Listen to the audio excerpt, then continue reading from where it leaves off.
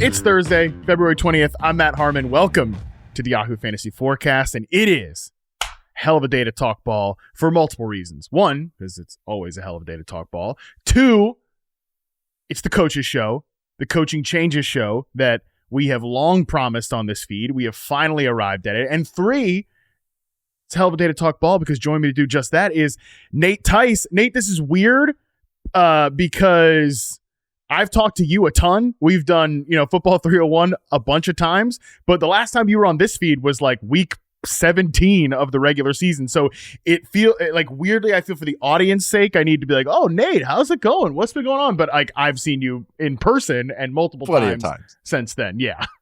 I know. I feel like I see you and then you're hosting the show. It's like, all right, I got to get my props ready.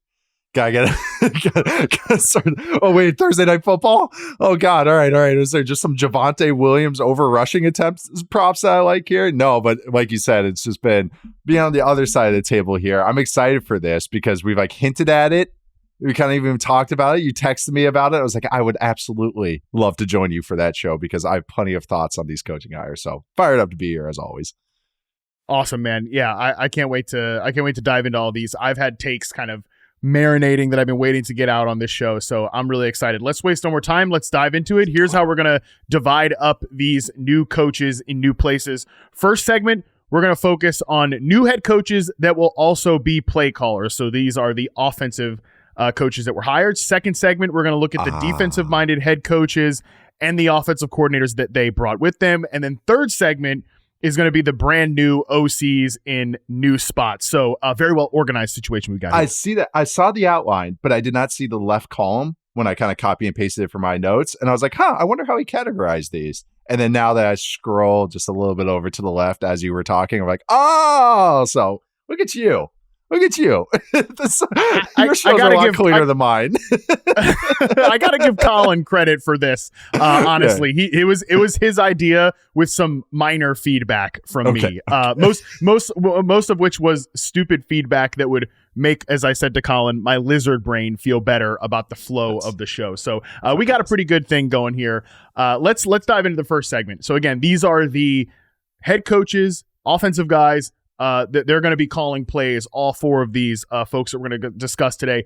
Let's start out with what was the biggest fish of this cycle, which was Ben Johnson, former offensive coordinator of the Detroit Lions, staying in the division to go with the Chicago Bears as their head coach. He brought along Declan Doyle as the offensive coordinator. He also hired Dennis Allen as the defensive coordinator.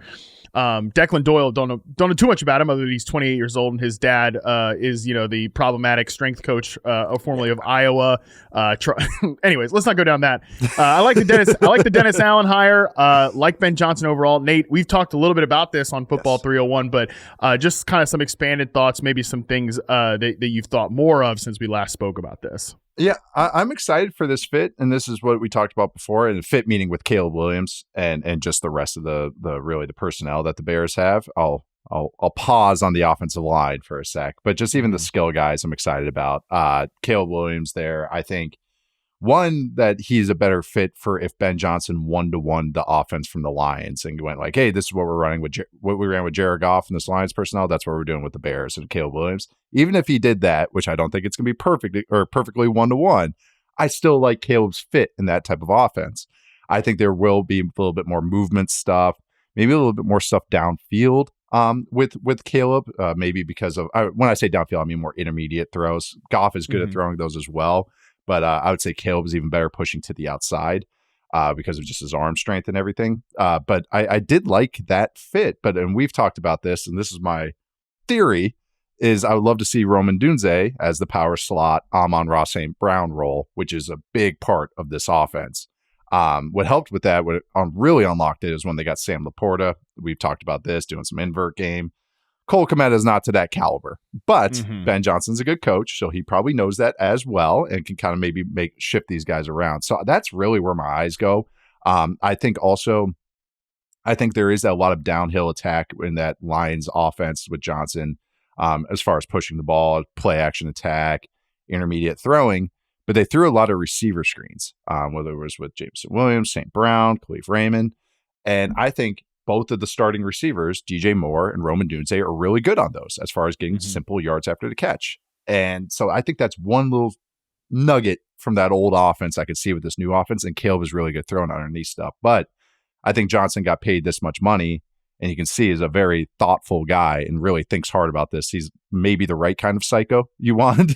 And I think that will be good for Caleb. But I also think he'll know, hey, Caleb's gifts and strengths and weaknesses are different than Jared Goff. And so I do think this is a Sean Payton type offense. But what's cool about Sean Payton offense is that it can kind of mold and tweak based on what the quarterback and what the personnel are based on their strengths. So it could look like young Drew Brees, which is very play action heavy, down the field attacking. It could be old Drew Brees, which was nickel and dime, nickel and dime, nickel and dime. It could be Lions, which is run heavy, shots and gadgets and a bunch of receiver screens. So I'm very curious how Ben Johnson molds this to Caleb Johnson, but I do like the fit a lot. Just got to figure out the offensive line, especially the center. And then I'll be feeling really good about where they're at right now. Yeah, their left guard, center, and right guard are all free agents. And it wasn't a good interior anyways. Right. So I would expect I'd expect them to address that in free agency. Like maybe they're one of these teams that I could see taking multiple stabs in kind of the second, third tier of the offensive line class in free agency, and still maybe at their first round pick going tackle. Maybe they bump Braxton Jones into guard, or maybe they just get more competition there. I think there's a lot of options for them to fix the offensive line. I think the good part about that is that, their skill positions are pretty well set. I don't know about running back. That's the area we all have our eye on because of the DeAndre Swift familiarity in a bad way there with Ben Johnson. But other than that, the receivers, I mean, knows the system in a bad way here. He knows how to ruin the system, does DeAndre Swift there for Ben Johnson. So that's obviously something to watch out for, but specifically with those receivers, I talked to DJ Moore about this at the Super Bowl where, how to get a player like him into space, right? And he mentioned that when you're out in the open field and you don't have blockers in front of you, it can be a little scary and unnerving was kind of the way that he put it. And a lot of that, the screen game in this previous offense, that was kind of their answer for getting him into space was let's just throw him little bubble screens where, again, he is out there with no real blockers in front of him. DJ definitely didn't cover himself in glory all of last season. Obviously, I think everybody knows that. Yeah. But I think he's going to be You get one dog year where you kind of just are not. And then if you get into 2 years doing that, then it's like, okay, it's a you problem. But I'll give you one because he's shown. That's why it's so bizarre because he was never like that before. So that's why I'm still trying to figure out in some rough situations before. So I think that both of these guys are honestly going to play a little bit of slot. I'm interested to see who ends up becoming the 50+% slot guy. I'm also interested to see if they can get Khalif Raymond's a cut candidate for the Lions. I think if you look at his contract, could he end up coming to this team as the third receiver just to give them a little bit of lid lifting ability? You're kind of that guy to clear space out for these two players underneath, vertical slot stuff for Odunze, more run after catch stuff for DJ Moore. So I really like the way both these players are going to fit here. And I also, your take about Caleb Williams and how he's a good fit for this scheme, I think is a little bit of a contrarian take because I think most of the thought is, well, Caleb doesn't play in structure. He holds the ball forever. And he's, it's not a good fit for a system that wants you to get it out quick and make quick decisions and get it to the playmakers in space. But I think so. That's interesting that you feel that way because I think that, again, that's not the mainstream take. Yeah, it's Caleb does hold on to the ball a lot or for a long time on average. And he did that in college too. But it's different than a Russell Wilson run around or a Justin Fields or even a Jalen Hurts and those guys and how they would hold on to the ball long. Theirs was one, I'm done, and now I'm going to run around like Fran Tarkenton and try and find an answer. God, Fran Tarkenton reference. But here's God, that's so God. If you watch him though, you'd be like, oh my God, that's Russell Wilson. It's hilarious, how generations work like that. But still, it's the same play style.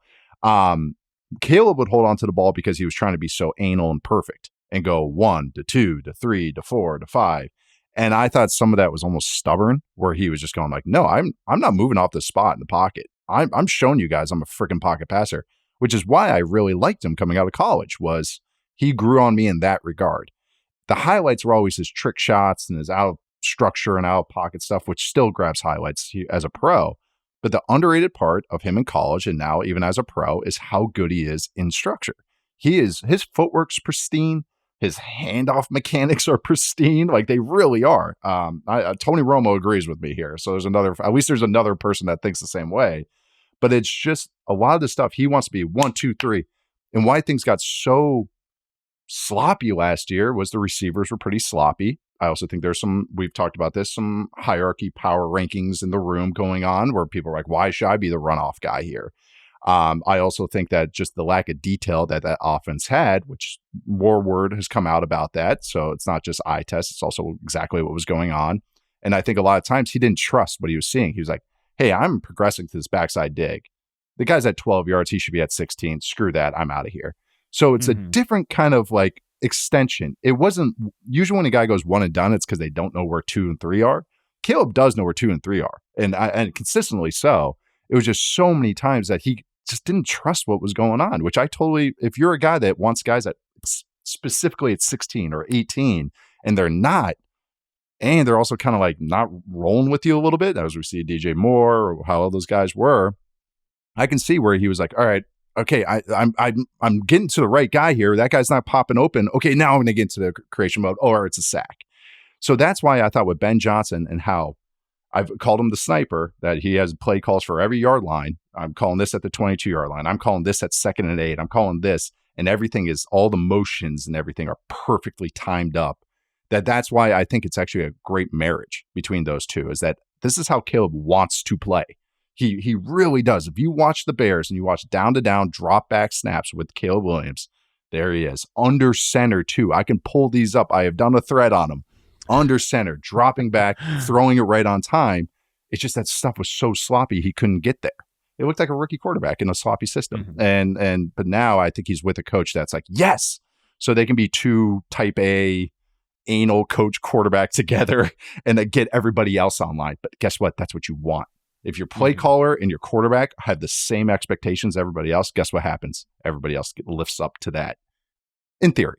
But that's why I'm optimistic and bullish about it, is that I think Caleb is better in structure than people have given him credit for. And the reality is Ben Johnson obviously wanted this job badly. You know, he's talked about that. Like, he wanted this job. He's had his eye on this for a minute, which, you know, Lions fans, you can feel some type of way about that. It is what it is. He obviously likes these players and has an idea of how he's going to deploy these guys. And I don't think it's going to be 1-to-1 to Detroit. I don't think there will be like a St. Brown role or a Jameson Williams role. I think he's going to use these guys to their strength. So very exciting. I think we all know we'll see what Ben Johnson is as a head coach overall, but I think we can be excited about these players in fantasy. I wonder how like the hype cycle goes for all of them. And I even forgot, because I'm going to kind of bring this up too, is they hired Dan Rauscher as their offensive line coach, who was Sean Payton's offensive line coach in New Orleans. So again, there's another connection there with, and I mean this in a positive light. I think that's a good system to be picking from, especially if a guy that's a longtime offensive line coach like this. I thought that it's not the most inspiring hire where I'm like, ooh, yeah. Like, we'll talk about a team later that actually I'm pretty fired up. Actually, I think it's the next team we're talking about. But I think this was a good, strong hire, a steady hire to have as a first-time head coach, a guy you can trust to just run the line. That's what he had in Detroit with Hank Fraley. Same kind of thing going on. Well, let's get to that next team here. Head coach, play caller Brian Schottenheimer was promoted by the Dallas Cowboys. Okay, so what we are not going to do here on this segment, Nate, is what we've already done and what everybody has done, which is talk about the process to how they arrived at hiring Brian Schottenheimer and some of the weirdness and wackiness that Jerry Jones is, the Jerry Jones press conference, everything like that. Everybody knows that. I want to talk strictly about what to expect out of this move on the field. What Brian Schottenheimer is going to bring as the primary play caller now. He brings in Clayton Adams, Cowboys offensive coordinator now. He was previously with the Arizona Cardinals. Obviously, if you listen to this pod and you're familiar with Nate, you know he's interested in that offensive system. So, Nate, I'm going to turn the floor over to you. And again, I want to strictly talk about what this might look like on the field. Not like we can grade what it looks like on the field and grade the process. Two totally different things. Correct. Yeah. And honestly, it's one of those where, okay, they hire Brian Schottenheimer, yada, yada. But then if I just looked at the assistants they're hiring, I'd be like, okay. all right. Like just even talking defense, Eberflus is a pretty strong hire on defensive coordinator. And then getting to offense, Clayton Adams, who's an offensive line background and now is the offensive coordinator. I like that as the head coach being the play caller, having the O-line coach. It's just titles and getting the payment. So, but you have a guy that's at least he's going to be run game oriented when they structure the game plan, while Brian can focus on the passing game stuff. And I like that in theory. Adams has showed to me that he can put together a really good run game and a really good pass protection plan. That's what they did in Arizona. It's why I've been bullish on Arizona for a couple of years now. Even 2 years ago when they were struggling, I was like, the rules and bones were really good. It was just that they needed more talent, which started to see it last year, and I think they kind of crescendos next year. They also hired Connor Riley as their offensive line coach from Kansas State. And I like that as well. Cooper Beebe, he coached, who is now the Cowboys center. It was always a pretty inventive run game at Kansas State the last few years, as far as a lot of power and at-you runs and gap runs, which is what Adams has background in too. So this is a long-winded way to say I'm pretty excited about this run game. If they get a running back, I mean, I don't know if they go with Rico or what, but if they inject some talent into there, I'm like, and Tyler Guyton is okay. He's going to get every chance possible with these two coaches. So like whatever Guyton is, this is it. This is what he's going to get, the max touch, the maximum amount of effort here from the coaching staff at left tackle. If they, Zach Martin's older, is a free agent, but I'm looking at this on field. There's just a couple moves away from me being more optimistic than I thought I would be about them. Again, this is all thoughts. We'll see how Jerry Jones and the Cowboys actually, what their process is, because we know that can go any way, shape, or form. But really, I just like where the bones of this. I think it's going to be a very sound offense. It's going to be very traditional, a very old school type of NFL attack. It's not going to be West Coast heavy. Or I'm sorry, not West Coast heavy. Shanahan heavy. It's going to be it's going to look very like what it looked like the last couple of years with the Cowboys, probably, but the run game just a little bit more inventive, I think. But I think that's good and bad. Dak is good in that type of system. They need a second receiver, though. I think that is more than anything the biggest need that this team needs on offense, just to add some more firepower, and then on top of a running back there. But I think this run game, no matter who's back there, and I'm going to guess they inject it with some talent, I think they're going to have a good year. Like, I'll even call it right now, because I just think this run game is going to be inventive, sound, and then they can go from there with a quarterback that can operate really well in structure and everything. So it's like, this is easier said than done with the Cowboys, but it's like, God, if they nail these couple moves, man, it's like, I'm kind of more with Charles's hot take from a couple weeks ago when he said they might be a Final Four team than like, oh, they're going to bottom out this year, which is like, God, freaking Cowboys. They always do this to me. So I know, but they're closer than I actually even expected. They're like, Schottenheimer isn't awful. Like, if you have Dak Prescott and decent pieces, like, he's a B- play caller. And you can live with that if the run game is going to be A or A+, which it has a small chance of being. I liked his Seattle offenses a lot more than people kind of talk about it in retrospect. I mean, I think he did a good job of making it Russell Wilson-esque, and he was the first one that kind of opened it up a little bit more for Russ during the let Russ cook, movement that aged pretty poorly. Yeah, right. I mean, I think there are some good ideas here. He obviously talks about like motion and pace and play action, all the things that you kind of want to hear from a play caller, and you do see those. I mean, this offense was like bottom 3 in play action last year. I expect it to be top 10 this year, which if it's built off of a good run game too, even better, right? And like Rico Dowdle, for all the obviously the excitement about the draft class and things like that, he was awesome to end the year. So I think I thought so too. I mean, just from a production standpoint, he was one of the most productive backs to end last season. Yeah. And if this run game is better, if they're able to bring him back, which might not be easy because it is not a sexy free agent running back class, and he's probably one of the few guys that is like a little bit upside of the unknown, things like that. So we'll see. He could maybe end up getting a bigger deal elsewhere. But if he comes back here, I think that's exciting. And then they can still inject some talent at any point in the draft. This could be a very good run game, which if they nail running back and they nail second receiver or just second pass catcher, because I think they're an option to take a tight end if the right one is there in the first round or something like that. Maybe they're a Tyler Warren team. I don't know. I just think there's a lot of more people are going to dunk on the Cowboys all off season, and I think that's actually going to create some fantasy discounts for this team. I'm all the way with you. And even before, Charles had that line, what Charles said was his hot take was that the Cowboys would be in the Final Four next year, which is was great. Our social team loved it. Yeah, I was going to say he immediately he was pleading to the producers on that one. He checked that box, and I was so proud of him. No, but what a sellout.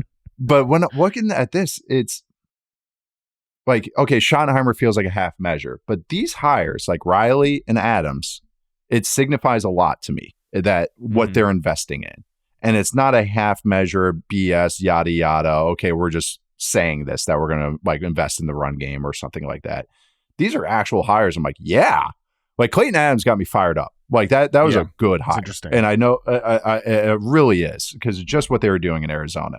And then the fact that they went to the college ranks and they got Riley, that showed to me it's like, okay, we're going to get some new ideas maybe. Like kind of okay, sprinkle in, because Adams is very traditional, Schottenheimer is very traditional. Okay, so there's some influx of ideas. How do you guys do? How did you guys block up this play action that we haven't done before? How did you use the quarterback in the run game there? You can use Dak in high leverage moments. You don't want to run him 20 times, but you can run him twice. And just little things like that. It's, a little more bullish on them than I ever thought I would be.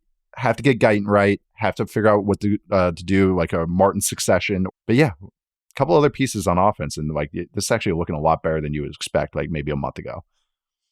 I'm interested to see if you take kind of a more optimistic tone on this next one, which is head coach play caller Kellen Moore, obviously with some Cowboys connections. He was most recently, of course, the Super Bowl winning offensive coordinator for the Philadelphia Eagles. He goes down to New Orleans. He was the final head coach hired, obviously, because the Saints head coach search was messy, and the Eagles were in the damn Super Bowl. So a little bit of a perfect storm there to make Kellen Moore the final head coach hire.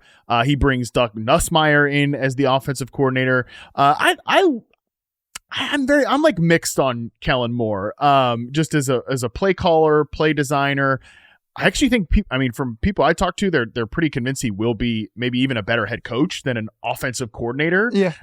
So that's like pure speculation. We have no idea with this stuff, but and it's hard to say like what he's going to bring to this team this year, Nate, because who's playing for this team this year, I think is the biggest question. We've got Derek Carr questions. Moore was very not willing to commit to Derek Carr in the opening presser. Chris Olave, I think, like, I'm really interested in Chris Olave's fit in this offense. And, I've harped on this, Nate, that Chris Olave, especially in his first two seasons, ran like the fewest slant routes. His rookie season actually is the lowest slant route rate I've charted of any receiver since 2014, which is just pure vertical route tree in the old offense. And then obviously he kind of started to get some gimmies in the previous offense with Klint Kubiak, who's going to come up later. But then he one of the best route running prospects I've ever watched, which is and like it's all vertical stuff. It's and verticals and deep curls, pretty brutal stuff. We're gonna talk a lot of good things about Sean Payton on the show. Yeah. Everybody except Pete Carmichael, which weirdly was his chief lieutenant. Well, there's another guy in here too. Oh, actually, we're going to talk about him in a second. So again, overall, saying all this to say that I'm interested in like Chris Olave's potential role in an offense that has made Devontae Smith a 50+% slot player. Did so much to get Keenan Allen and CeeDee Lamb like gimmies out of the slot, but Chris Olave is not even really a guy that we can count on from like a health standpoint at this point. So again, what is your take on what we might expect to see with Kellen Moore here? He's another guy that is a very standard NFL traditional offense, and it's one that I'm very familiar with. It's Scott Linehan's offense, and he's kind of added some things over the years. And that offense too, it's going to feel more Sean Payton-y than last year's offense, the Kubiak offense, where it's very at you run game, some verticalness with the pass game, a lot of choice routes. They didn't do a lot of choice routes in Philly this year because of why. Two, Jalen Hurts doesn't really throw those, and it's just kind of like, let's just run the ball. Like we don't need to do it. So I think that there is going to be, and same with Nussmeier. He's kind of coached every type of offense. It's kind of, he's a grab bag quarterback coach. I know he's the OC now. Scott Tolzien's actually the quarterback coach, who was the Cowboys quarterback coach and guy I backed up at that Wisconsin. And then now Doug Nussmeier is a short drive away from his son, Garrett. who's at LSU, That's right. who I really like for next year's class. Yeah, I'm sure that was actually a reason that he maybe took that, was to be close by. They had rehired the Saints coach Brandon Nugent at offensive line coach. So that's the guy. That's another one that I'm like, they keep saying Saints offensive line coach. He was the assistant and then assistant offensive line coach. And then he got like a bump title for 1 year. And then he became the Chargers offensive line coach and they stunk. So it's not like where I just said the Bears hired the old Saints Sean Payton offensive line coach. That was the real one that they hired. Nugent was the assistant. Not the O-line coach last year, right? Because I actually think the O-line coach, I think the O-line kind of overperformed expectations last year. Yes, they did. They absolutely did. They had a guy, Fuaga, that I thought would only be a guard or right tackle. They had him at left tackle looking decent, like looking actually pretty good. So those first two games, man, when that offensive line was healthy, that was they were some Saints and they were playing the Panthers and the Cowboys. I get it, but that was a fun Saints offense for literally 2 weeks. It was. I know. I actually, we'll talk about him later. But I was thinking to talk about Kubiak. But this offense is going to feel very traditional. I want to see Rattler get a shot. Just figure out something for the future. You can see they're kind of non-committal with Carr, and that's kind of how they feel. But I'm with you. That opening line you kind of said about Kellen Moore is like, I'm going to give him a shot, like a head coach. Like his personality might be good for this. He's a very organized guy. Everyone likes him, like in a good way, like respects him, I should say, not just like some buddy. He has kind of an even keeled personality. So he is a guy I'm curious about. The staff is a lot of kind of, and I don't mean this in a total bad way, kind of old boys network. A lot of traditional coaches, old coaches that have been around, which is his defensive coordinator is his former boss with the Los Angeles Chargers, Brandon Staley, which I always think is such a funny dynamic. Could you? I've never been in that situation where I've suddenly been my old boss's boss. I mean, I haven't, to be honest, had that many jobs, but. I really like my current job. To be clear. Yeah, right, exactly. I really like doing this, but and I haven't been that many. I mean, I'm not cut out to be a manager, but I think that would be fun, like a funny dynamic. Suddenly, Kellen Moore, who was reporting to Brandon Staley, now Brandon Staley's reporting to Kellen Moore. My dad was in Chicago with Lovie Smith, and Mike Martz was his OC, and Mike Martz was the head coach of the Rams when Lovie was his defensive coordinator. Like same exact kind of thing. Like I know that dynamic. It's not unprecedented. It does happen. The other weird one is when a former head coach of a spot gets fired, and then a few years later comes back as coordinator. Like Vance Joseph with the Broncos. Vance Joseph right now, and the Broncos have done that with several coaches, which is kind of funny. They did it with Phillips too. So back in the day, Wade Phillips. But no, I just think with the Saints, this is such a TBD roster right now, and TBD with everything that like this year, I'm not going to have some big takeaways. But I do think this is more fine than people. Yeah, they're the last teams to hire somebody, but I get the timeline now with Moore, and Moore's. I just said Shotty's like a B- play caller. That's kind of how I feel about Kellen Moore. Now he's on top, though. Maybe he can implement more of his thoughts and ideas and have some sway with that. He gets a lot of coaches that have experience, which isn't the worst thing in the world. And so I don't know. I think this is a fine hire and get enough fresh ideas, even if they're traditional coaches. I should say fresh, but at least some rejuvenation with some of the guys there, because it's just not more of the completely the same. Yeah, fresh for that building, which for about 20 years, other than hiring Kubiak, was the same old. So, I mean, again, there's a lot of ifs here. Quarterback, health of the receivers, some spots on the offensive line, but I'm not willing to totally just X out the Saints, especially because, man, I just think there's so much more Olave could give us if we get lucky with the concussions there. I like remember Brandon Cooks was a guy who just couldn't, like, he had a bunch of concussion issues, and then he still has had a really long, nice career. So I'm hoping for one, Chris Olave's freaking health, but just as a fan of his game, I hope we can see more from him. Let's move to the last one here. Remember his rookie year numbers, man. Like, he was like, I know he was dynamite. He's such a good player, but he's still one of the most productive, like, per route receivers out there. So hopefully we can just get him. Yeah, hopefully we can get him on the field more. Yeah. No, Olave is literally unguardable. Like, he truly is. It's just that it's more about catch point stuff and getting him the ball right. But like, he one-on-ones, like, he's one of the guys that's up there with like one of the hardest guards, I think. Just watching him in one-on-one situations. Come back healthy, totally. Chris. Totally agree. Let's just hope he's healthy this season, because I love the potential deployment for him in that offense. Another thing I love, Nate, and you know this, is Liam Coen's offense. Liam Coen, hired as the head coach play caller of the Jacksonville Jaguars. He brings Grant Udinski over from the Minnesota Vikings, another guy that people can't stop talking about and saying good things about. Had not heard his name once, and this is Ever. nothing. This is just me in my little stupid own world here. Hadn't really heard anything about Grant, and now I hear plenty of good things about him. But anyways, so interesting guy to monitor. He's like another one of these super young coordinators. But Liam Coen specifically, he basically, because Jags don't have a GM, it's like him and Tony Baselli running the team. Tony Baselli, one of their former players, who was like their radio guy.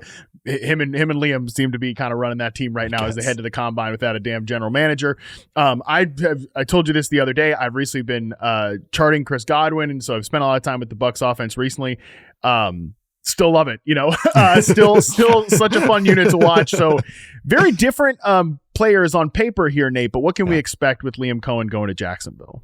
Well, yeah, it's going to have some Rams background. That you could see still some of that with the Bucs offense last year, but it was just what I did like was it wasn't a complete copy and paste. Coen had some tweaks to the offense. One of them being a little bit even more receiver screens and tight end screens, and even more. Rams do that in the past, obviously, but I thought that was kind of cool. Udinski has, I guess, a Rams background because of Kevin O'Connell. Yeah, right. Kind of interesting with Udinski. I'm really trying to figure him out. A former defensive end in college, 29, and he was like the 6th highest ranked quarterback coach with the Vikings last year, because they had a play calling head coach, an offensive coordinator, a pass game coordinator, a quarterback coach, a run game coordinator, and a pass game specialist, and then Grant, who is assistant offensive coordinator, assistant quarterback coach. But everyone loves him, so we'll remain to be seen about it. Took a lot of interviews. That's a lot of interviews, a lot of hype about him. It was just funny that he's the 6th ranked quarterback coach, and now all of a sudden everyone loves him. But I do think this is going to be very Rams heavy. And when I say Rams heavy, it can be an at-you run game, vertical run game, a lot of duo. I am curious what they do with running backs, because that is not Travis Etienne's strength. Is that those types of runs of staying on schedule. I think off of those is a lot of screens to counterbalance that. So you kind of want that as well, a guy that can be a good screen player, which Etienne has been in the past. But then also pass game wise, I think Brian Thomas Jr. is a great fit in this. He would be the X. I think I'm trying to really figure out his role, because they've kind of merged it. It's not exactly what Brandon Cooks was. I'm actually curious how they use him, because you don't want Brian Thomas Jr. leading up like Robert Woods and Cooper Kupp and Puka Nacua, like lead blocking. You want to use his speed. So to me, that's the Brandon Cooks role, or the Demarcus Robinson role that we've seen in the past, which is or really what Puka kind of became as a receiver this last year. A lot more intermediate, a lot more, he's going to stretch the field or be the over route runner if they get someone else to stretch the field. But I think he's going to get targeted a ton, which is why I'm optimistic about it. Just really, other than that, though, it comes down to the offensive line as usual. They hired Sean Surratt, former Vikings assistant offensive line coach. Again, they had good rules, but he was an assistant offensive line coach getting his first room, which is always just, you never know. This whole staff, if I want to be a pessimist, it's reminding me a little bit of Hackett's staff with the Broncos. A lot of green. A lot of inexperience. New coaches, and that could go any which way. But that is just, I have to say it now. That is just like, because with the Broncos team, that was what I came to before that season. I was like, man, when things get tough, who's going to take over? Like, who's going to go like, hey, when we had this tough stretch, this is what we did in the past, or it's about adjusting throughout games, throughout the season. That's where experience comes in. Okay, this defense is doing this. This is how we change, and that's how some young guys are able to do that. They have a Rolodex that's more expansive than a lot of other younger guys. But when the whole staff is younger guys, that kind of just gets me a little worried. So I do want to say that and get it out there in the open. But I think this is going to be at least a sound offense, because this is the structure I've come from. It's going to be a very at-you run game. I think Trevor Lawrence is going to be a good fit for it, because one, Coen has shown that he tweaks the offense based on what his quarterback is. And I think Trevor can kind of adapt well to that. And I think he's going to be really good on those intermediate throws that this offense will ask him to. So I'm pretty optimistic, at least some of the structure of the offense, but I just want to see what happens when maybe times get tough. And I have to see the O-line coach just to make sure. I got to see how the rules work, and then before I feel real good about it. It's good to touch on the inexperience of the staff because that is definitely something that's worth noting. Couple things from me.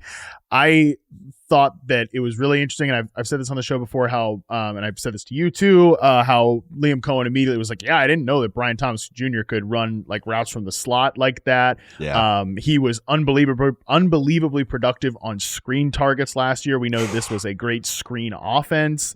I think they're gonna and man, it just really goes undersold how unique Brian Thomas Jr.'s skill set is. This is a guy that can go out and beat you all over the route tree against press man coverage from the X receiver position, but he's also such a freak show that, yeah, you can throw him a little screen route and he could take it for 10 yards. Yes. So he's, and like minimum 10 yards, he could go obviously a lot farther than that too. So it's a very unique, rare skill set that I think will be tough to like.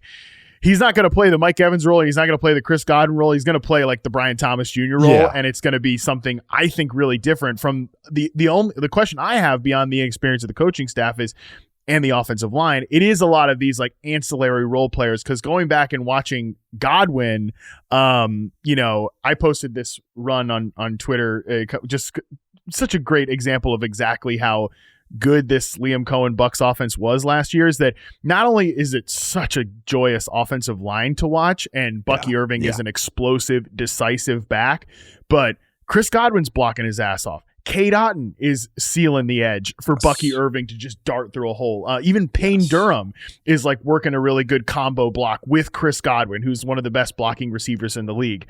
Their role players are Parker Washington, who I kind of like Parker Washington as a little layup slot receiver. Ingram and Kirk are both cut candidates. I don't think Ingram fits as that type of tight end at all. And Kirk doesn't fit as a receiver. No, correct. Yeah. Is that like big power slot receiver? No, that's a good point too. Spencer Whipple, who's like on the staff, was his receivers coach in Arizona. He's quarterback coach here. I don't know if that helps Kirk's cause at all, but whatever. The other thing I completely forgot that until I was talking with my buddy James Coe about this yesterday. Gabe Davis is still on this roster. Yeah. Like I guess he's going to be the sacrificial X, and they can't cut him because that contract is something they can't move on from. So Balky never leaves. A lot of questions about the role players, but from the main fantasy perspective that we care about, like I think this will be a well-designed run game, and I think it will be something that can maximize Brian Thomas Jr. It's in the weirdest ways. They have a quarterback. Yes, they do. They have a quarterback. I don't care what anyone thinks about Trevor. That's a quarterback. They have a starting tackle, and that is actually good. Harrison had a little drop off last year. I didn't think the Jags offensive line coach was that good the last couple of years. He reads everything too, so maybe here's this as well. But they have that. They have a receiver. They have a corner, and then they have a pass rusher. If you just told me a team has that, I'd be like, okay, you're set up pretty well here. But then what you just brought up is the role players, auxiliary players, which in theory should be easier to fill. But when you have a large quantity of them to fill, that's when it becomes an issue, or at least a potential issue. But they could. I don't want to get optimistic about the Jags, but I know they could quickly revamp this thing again if they nail some things, and they have signs of they could do some right things, but there's also just things that you have to keep in mind as well, just like I said, the inexperience of the staff and everything. But I love what you just said about Thomas, and there's something with McVay and Shanahan offenses when they just have one primary receiver, they will hyper focus on them. And every design is going to them. So if anything that comes from this conversation, we're extremely bullish on Brian Thomas Jr. in 2025 and beyond. I think that's the one takeaway I have. And I'm optimistic about Trevor Lawrence in this offense. I think those are two things that I am optimistic about, which if those are your star guys, that's good about the hire. It's just all the auxiliary pieces I just want to kind of TBD on. All right, we're going to take our first break. When we come back, we will run through the defensive-minded head coaches and the offensive coordinators that they hired right after this. All right, we're back. Nate, let's talk through the defensive-minded head coaches and the offensive coordinators that they brought with them, starting with, it's weird to say Pete Carroll defensive-minded head coach because Pete Carroll's just Pete Carroll. Pete Carroll, Pete Carroll, the CFO, Chiefs Vibe Officer / head ball coach. I know that's Steve Spurrier, but still, like, I think if there was a guy that could deserve that title, it's definitely Pete Carroll here, or the old ball coach. That was Yes. Steve Spurrier. Excuse me. Yeah. No. So head it ball applies coach to Pete here. now too. He's an does. old ball coach. Yeah, it does. Anyways, yeah, Pete, this was an interesting hire to me. It's a 3-year deal, but I kind of dig it for what the Raiders need. And obviously the really interesting thing here is that Chip Kelly is the offensive coordinator, the highest paid offensive coordinator, highest paid coordinator period in the NFL. Period. Yeah. Chip Kelly. Hey, that investment money for Mark Davis, it's flowing now. So I think both these moves are really interesting. What do we expect to see with this Raiders team overall, and of course the offense here? Yeah, more than anything, like what they bought basically with Pete Carroll and Chip Kelly is like, hey, we're serious now, which can go a long ways, at least to agents and other teams, because like, hey, agents don't want to ship their guys, even if they're the highest bidder, to the teams like the Raiders, if they're like that, because it's just where your career dies. But now that's more than anything, that's what they bought. And I like that. It shows that they're serious. But let's get weird. Like, that's really what I feel about with Chip Kelly. It's just, let's get weird. Let's get weird. They better find a running back, and I think they will. I know they're going to be prioritizing that, because Chip Kelly is a believer in running back talent. Not saying, oh, they're going to take Genty in top 10 or anything like that, but just more that he wants to have 2 guys. When he was with the Eagles, he signed 2 guys for big money. When everybody was going, that was the beginning of the running backs don't matter era. Like, he is very adamant about having talent at that position, and that DeMarco Murray and Ryan Matthews, right? I mean, yeah. Yes. And like the same day or within 2 days. And it wasn't like they traded for one and they signed it. It was like big money for both guys. Like, the top 2 running backs would sign both of them. But that's what he wants. You watch Ohio State last year, it was a 2-back system. So that's like the first thing I'm trying to figure out is like what backs they go after. If they go after one in free agency, they draft one, yada, yada. If they try and sign one, or one that they're familiar with. So that's what I'm curious about, because I do think that'll be the focal point of this offense. I think they go more for a vet QB, which is another thing, but we'll see how they kind of go about that. We talked about on Football 301, maybe a Sam Darnold team. I think, though, more than anything, Brock Bowers is going to eat in this offense, just to an uncontrollable amount of feasting. Brock Bowers, he's going to get touches in every which way, some creative touches. I think he'll get a rush attempt every game. Like, it's going to be, which he's done in college. He did a little bit last year, but then they got away from it. But I think Chip Kelly knows who his best players are. It's not an expansive, deep concept wise. It's more of the philosophy of that we'll window dress our base 5 concepts a million which ways. If one of our best concepts is getting an over route to Brock Bowers, they're going to find 50 ways to run it. So I think Bowers is going to explode in this offense. I mean, which is crazy based on what he did his rookie year. I think that it's just going to be more of a hyper focused point. You make the joke about the Jordan Matthews thing. Like, Chip Kelly wants that power slot. Like, that is like, he likes working everything over the middle of the field. Tight ends, running backs in the run game. Like, he wants to focus on that. Designs aren't really, they're kind of basic for outside routes. It's kind of like an old air raid offense in some ways. So it's not very great to be creative on the outside unless you have a dude out there. And Jacoby Myers, I think, would be more ideal in the slot in this type of offense. And he can kind of do both. So that's where kind of my head's at, is like, oh, wow, Brock Bowers is going to eat. Figure out the offensive line a little bit. Pete Carroll's son is the offensive line coach. So sure, why not? There's 2 Carrolls on this staff, by the way. Always. They're all 3, obviously, including Pete. Yes. Yeah, I know. And then, but it was funny. They hired one son, offensive line coach and run game coordinator, I believe. And then they hired Joe Philbin as also an assistant coach. So it's like, all right, I got what's happening there. Like, yeah, we're making sure someone oversees this just in case. But I don't know. The Raiders no longer feel like a total backwater afterthought. I know I live in Vegas, but they don't feel like that, at least in my brain. I feel like this is just what they even buy my analyst brain a little bit. That I'm like, I'm going to take you serious. I'm going to be curious about what you guys do, because now they've become super interesting, but good. Like, be a real team, be a real franchise. This is what they more indicated, at least this spring. And then we'll see kind of how the next 12 months unfold.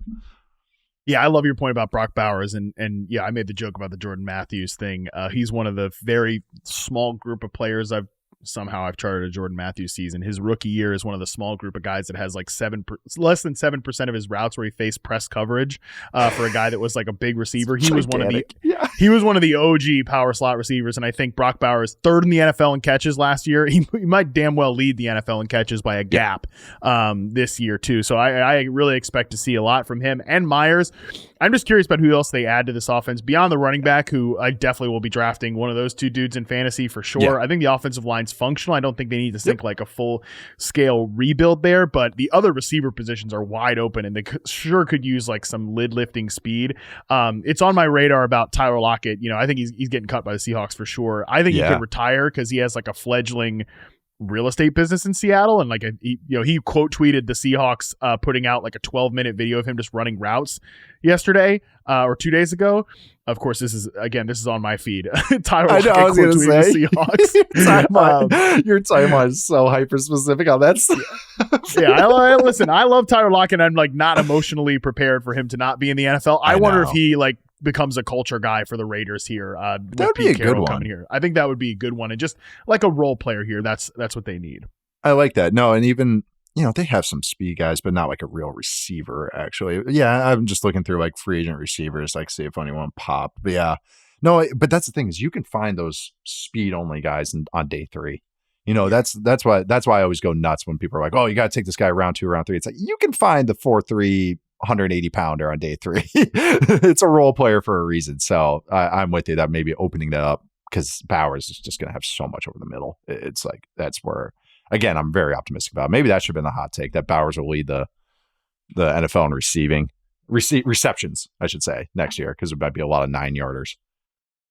All right, let's go to the next one here, which is New England Patriots hire Mike Vrabel, the first head coach hired of the cycle. Again, no reason to discuss the process of how they arrived at Mike Vrabel. What process? The process, quote unquote.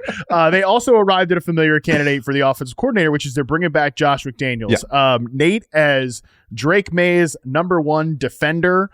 Drake May's number one defender, number one fan. How do you feel about McDaniels as the OC here? I'm fine with it. I like McDaniels. Not his Raiders stint, but I also think he was the head coach then, and I think he's the classic guy that it's the Peter principle. He's an OC. Let him be an OC. Just let him stay in his room, be miserable, cook up some offense, and then go on from there. And I actually think it's going to be great. I actually think also, Vrabel and McDaniels are hard coaches. Like they have high expectations. And from what I've heard and what I've gathered is Drake May loves hard coaching. He's very old school in that way. There's a lot of comparisons between him and Phillip Rivers, mostly good. But I actually had one scout say it in a bad way. And I was like, wait, hold on. That's blasphemy. Talking about Phillip Rivers, man. But he likes that kind of old school hard coaching. So I think personality fits can be really good.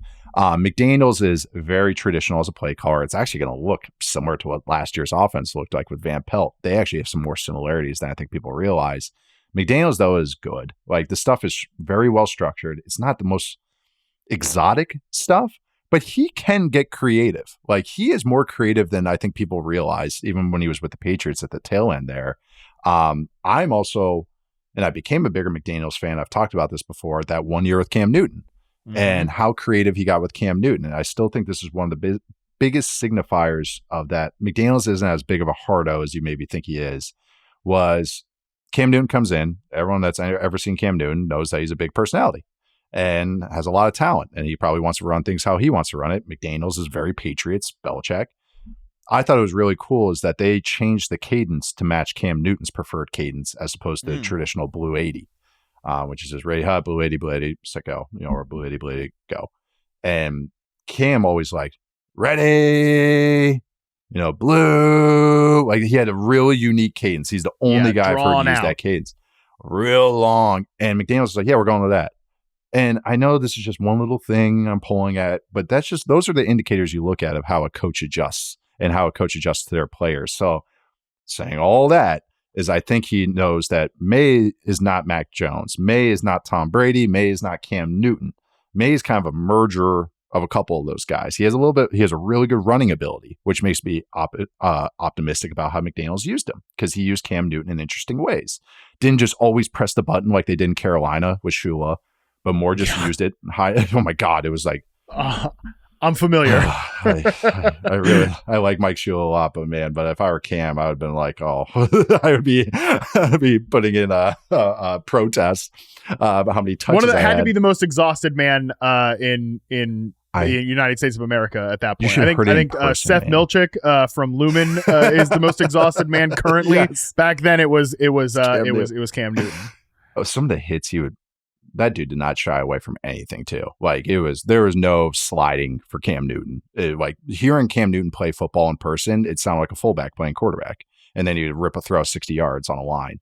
But it was like because he would lower his shoulder into linebackers and fullback or into safeties and boom, thud. But anyways, that creativity he showed that year, McDaniels, is why I'm like, oh, okay, that could be really cool with May. They did not use May on design runs like at all last year. I want to say like one or two. And I think that was something that they were saving. They didn't want to get May hurt and yada, yada. But I can't wait to see that portion of his game unlocked because May is an exceptional runner. Like he is a top 5 rushing quarterback in the NFL. It just hasn't truly been unleashed yet. We've seen some scrambling, but we'll get to see more of that running ability. It'll be play action heavy downfield. Again, they need to figure out the receiver room and all that. But I do think the bar is going to be the floor is going to be high for this offense. We'll see how they figure out the offensive line and receivers and everything. But I do like the structure. And I think there's going to be a little bit more creativity than you would first think with Josh McDaniels. No, I think that's really well said. And I think that the only fantasy takeaway here is about May's rushing ability, right. Which I love that point about. I mean, yeah, some of those design runs with Cam Newton were. I mean, obviously it's Cam Newton, but just beyond what we talked about Liam Coen, like the role players blocking, sealing things off for him. It was really well designed and clean stuff for a guy who, in Josh McDaniels, coached with Tom Brady his entire career. Like, right. let's not forget. I mean, it's we can forget about this. It's fine, but Josh McDaniels was the head coach that drafted Tim Tebow, like out of Florida. Like I think there's a desire to have a quarterback run game involved in this some way. So I'm interested to see that. I think that's the big fantasy takeaway because beyond that, it's just we don't really know who's going to be lining up for this team either. I think they are a candidate because they have just an ungodly amount of cap room. My guess, if I had to make a prediction, is that they just hammer offensive line in like the second and third tier of free agency and just try to build up a room that way. And I maybe they add one veteran receiver, but I don't think they're going to take a big swing there. I think they will probably try to get more out of some of the guys that are already on the roster. And you and I had talked about the Jalen Polk thing. Steve Smith, who people probably would believe more from him than us. I saw him on his show talking that like, yeah, Polk had some decent moments as a rookie, as a route runner. It was just the coach, he basically said like, yeah, he obviously made his mistakes, but the coaching staff really set him up to fail. So I'm interested to see if we get more out of those guys because that's really the big thing is just May here. And I agree with you. Like the rushing floor and ceiling for May is extremely high. And overall, we're going to see how much like coaching really matters, replacing the old staff and bringing these guys in. Yeah. And I think that's just going to matter more. It's just the vibes of it all. Like Vrabel's going to have those guys ready to play at the very least. And that's why. Is it going to all be pretty? No, but it's like they can do some things to really ramp up. And they also face like the third weakest schedule next year too. So get those Vrabel Coach of the Year tickets hot and ready because that's an easy jump. They were so bad last year. It's just that's all you got to do. Narrative win. That's all they got to win. But I don't know. I think the floor is is much higher. And when you have a quarterback like May and what I think his ceiling is, which is true MVP level upside, that's exciting to me because that's what you want. You want a high floor from the team, and then you want the quarterback to put you over the top. They're a year away, but I still think that like they're going to show some growth this year. I'm optimistic about that. Probably don't have as much on this last one here, which is Aaron Glenn hires Tanner Engstrand from the New York Jets to be to be the New York Jets offensive coordinator. He comes from the Detroit Lions along with Glenn. Engstrand was the passing game coordinator from 2022 and 2024 with the Lions. He was also the tight end coach in 2022. So I like the tight end coach, pass game designer kind of pipeline here. There's another guy we'll talk about in the third segment that fits this grouping. So again, we don't know who Engstrand is as a play caller because we've never seen it before. But it's the right offensive tree to pick from. Yep, it's so funny. Sean Payton's tree is the one to go after right now. But I'm cool with this. That's an offense I would be trying to figure out. Like, and I know Glenn has familiarity with them, which is going to go a long ways. But I think, again, this is a high floor offense in theory. And I actually do think that they have some stuff that can make them decent, at least. But they need, the quarterback. And I think that will just decide everything and how I actually feel about them. But I think this is good bones and a good structured offense. It's just, again, I have no idea until they actually start calling plays and who's throwing the ball for them. That'll decide a lot. But I will like the run game. I think the run game is going to be sound and solid this next year for them. Yeah, I mean, this is my lot in life, and which no one should feel bad for me for. But I've been watching the 2024 Jets because I'm charting Devontae Adams, and I do think it's going to be very night and day from what we've seen structurally for the New York Jets. And I even think it'll be different than the one LaFleur year. So I think it's good.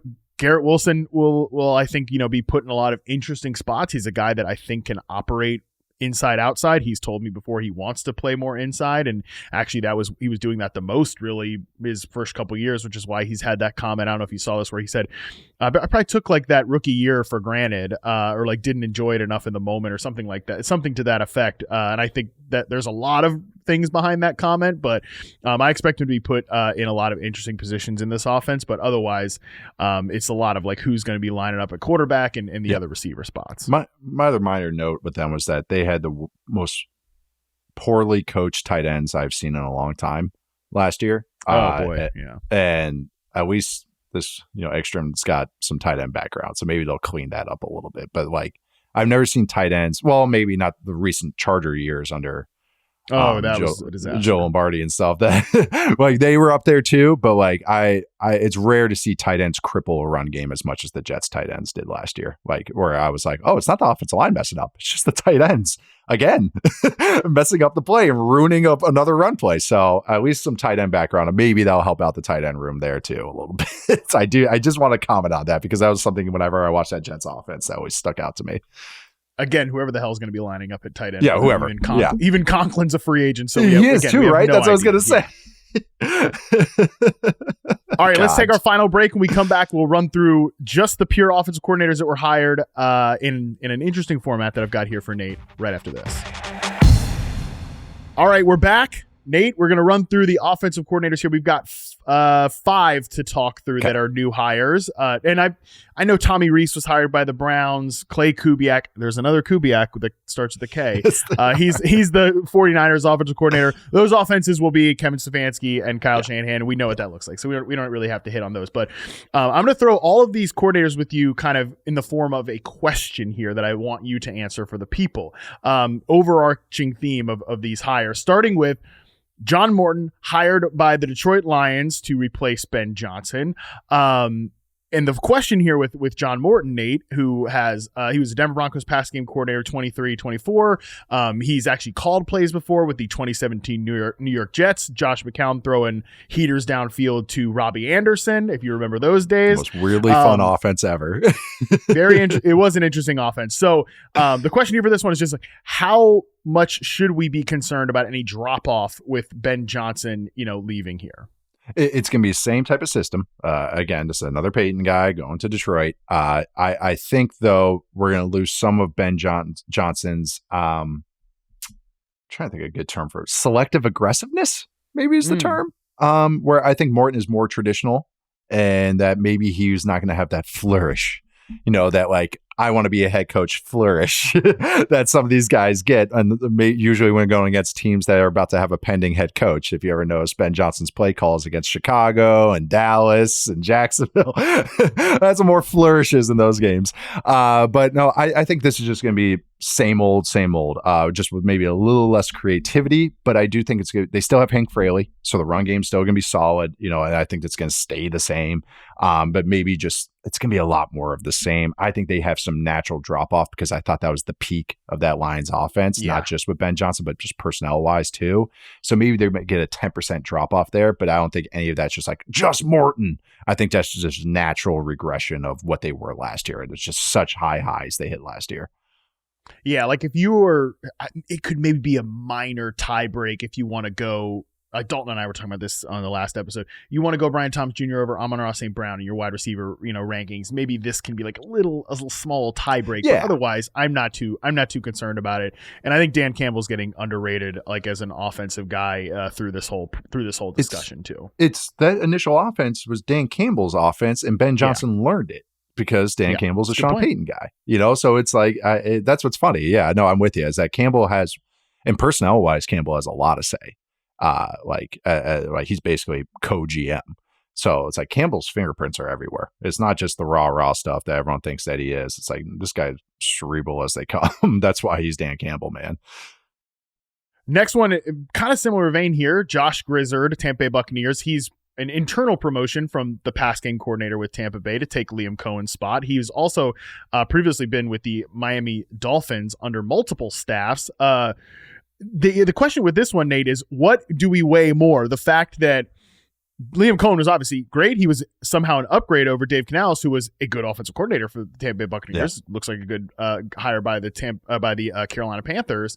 Do we weigh, the loss of Coen and, the unknown of Grizzard? Do we weigh that more, or the fact that the Bucs have absurd continuity? Like, I think they bring back Chris Godwin. That is my read right now, is I think Godwin returns because he's so integral to the team.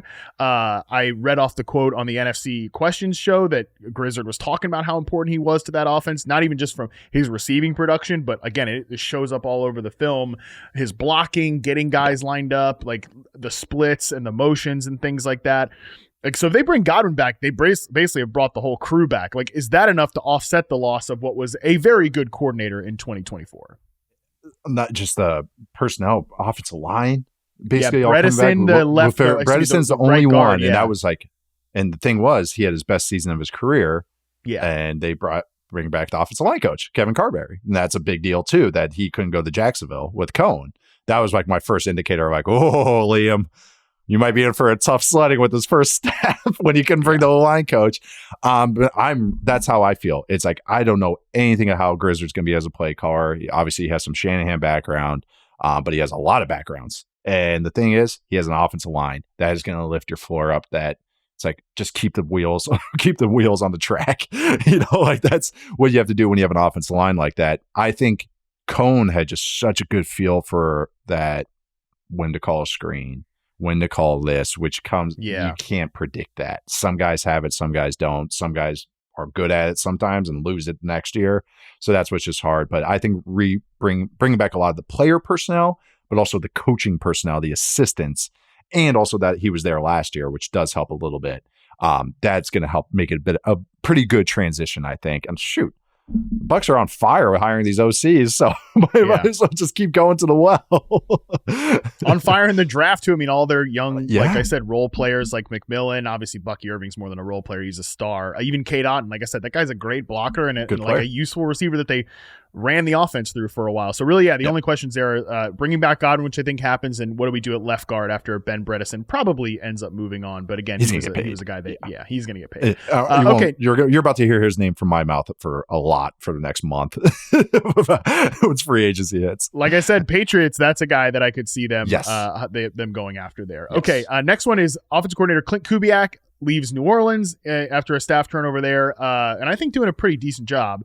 Like, throw out the stats again. I think it was a well designed offense there in New Orleans. He's going to Seattle to be the offensive coordinator here. We know he's got a background in the Shanahan tree, 49ers pass game coordinator before going to New Orleans. So Kubiak, the question with this one is just, how much do we expect this team to change from a philosophical standpoint into being more of like a run heavy team after what they were with Ryan Grubb last year? Oh, I think big time, and also just how it works off of those runs. Obviously, it's going to be a zone-heavy team. That's what Kubiak runs. But it's not just zone 100% of the time like these offenses used to be, but a majority of a zone. I thought that last year's Seahawks offense was a grab bag run game. They're just trying to figure out what worked for them. That really was what it seemed like to me. Not much. I know, man. And when they figured out the offensive line in the second half of the year, once Oluwatimi, took over at center, that helped out a lot.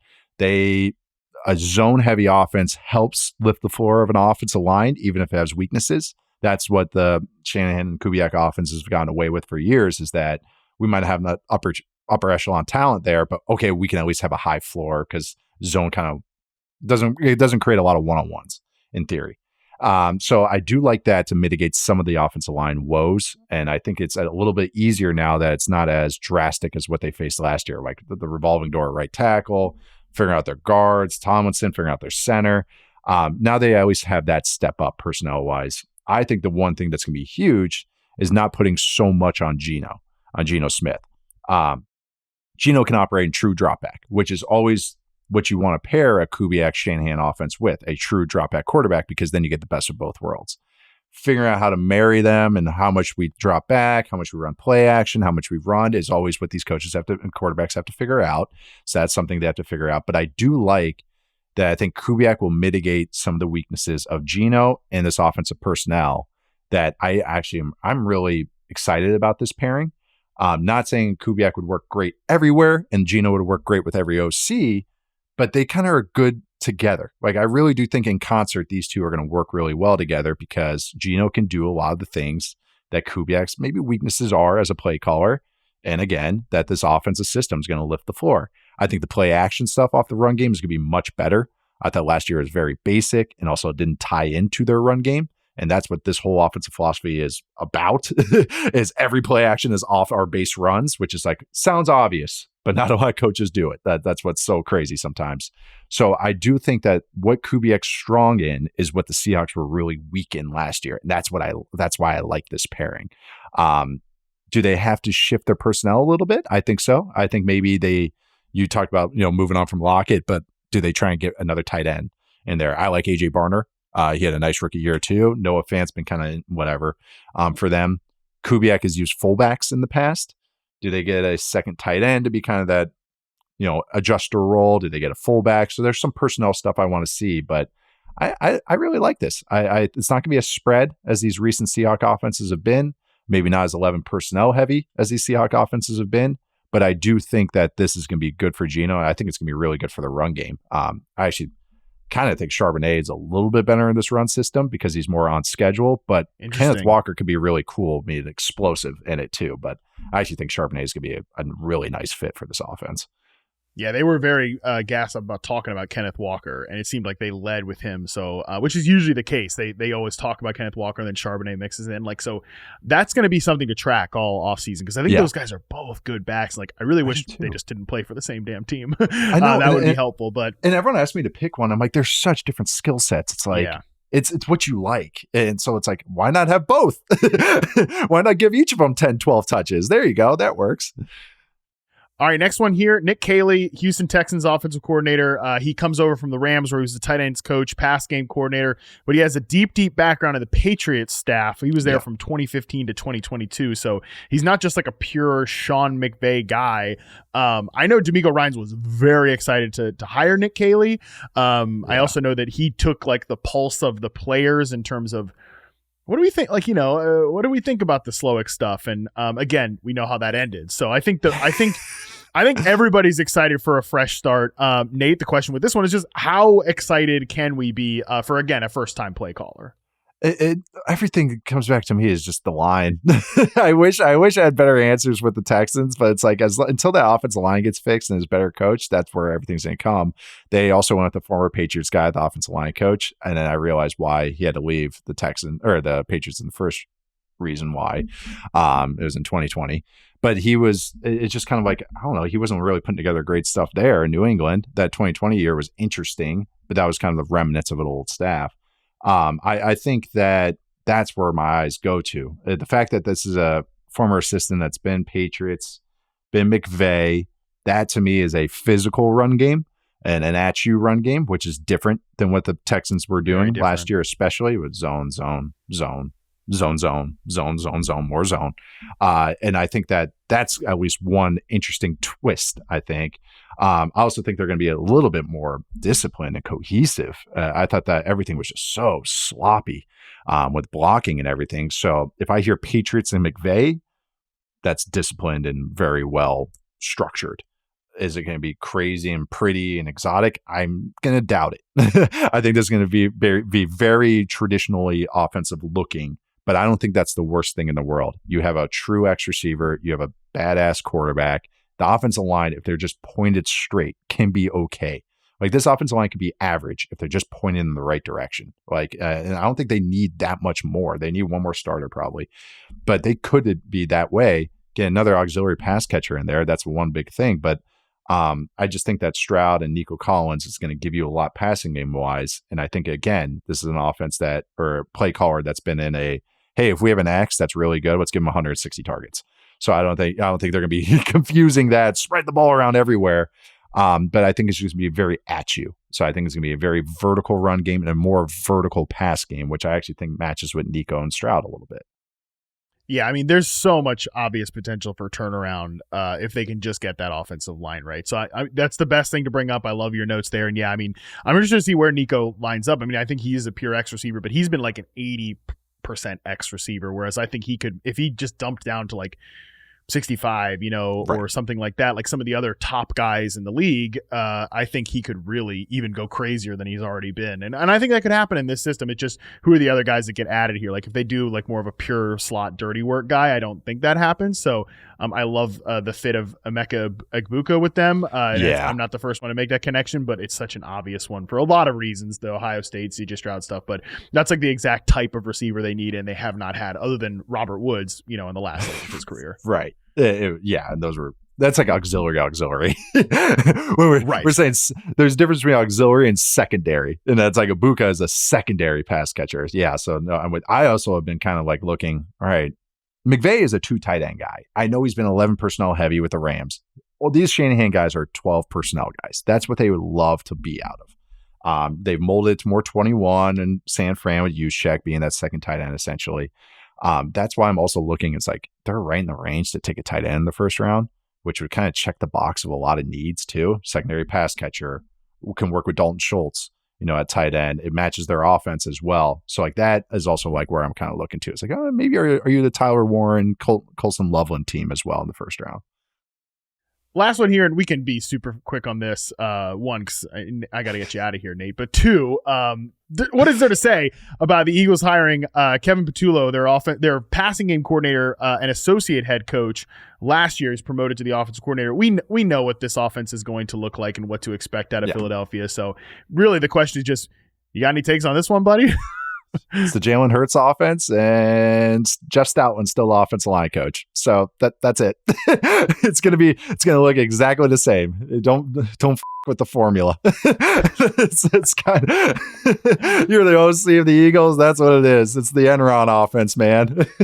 Just get out of the way and make sure like the protection stuff is good, which it wasn't in 23 with Brian Johnson. Yes. And like the blitz pickup stuff like that. Like just work it. Like I think Kellen Moore did a great job. Make it the Jalen Hurts offense and just like little minor tweaking to set things up well. Strip a little fat. That's all he did. Yeah. That's all Kellen Moore did. He took exactly what was working and goes, well, this wasn't working. Take it out. This wasn't working. Take it out. Super Bowl. Hey, this is at Saquon Barkley. Super Bowl. This is great. Not a bad way to be. All right. Well, that is going to do it for this show. Nate, appreciate the hell out of you for doing this one. This was great.